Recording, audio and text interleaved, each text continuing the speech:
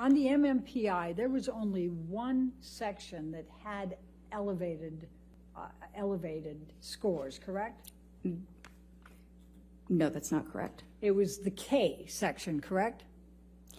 That's not correct. Okay. And was there any elevated score over 65 on the MMPI? I would need to take a look at it. If you know, I provided a 25-page interpretation outline. If you're able to pull that up, I'd be happy to go over any of the individual scores for you. Can you recall any clinical scales for the MMPI-2 for Amber Heard that were above 65 as you sit there today? Again, there are multiple scales on this test, 25 pages worth listed. So if you can pull it up, then I can review and give you a confident answer. What can you recall as you sit there?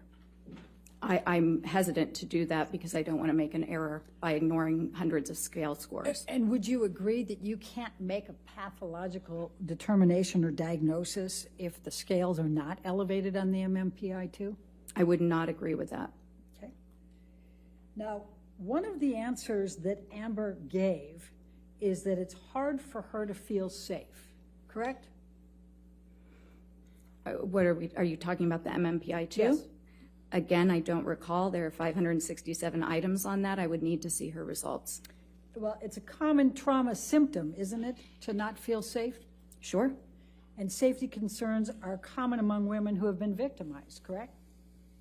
Women and men, yes. Okay, and common especially for sexually victimized people. Would you agree? Any type of victimization, yes. Okay, and hard to trust.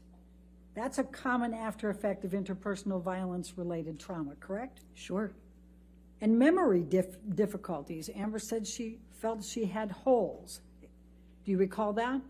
I do. And her account was different than typical memory difficulties with trauma. It is common for individuals who have experienced trauma. And it's actually not common. No, it's a symptom, but it's the least common.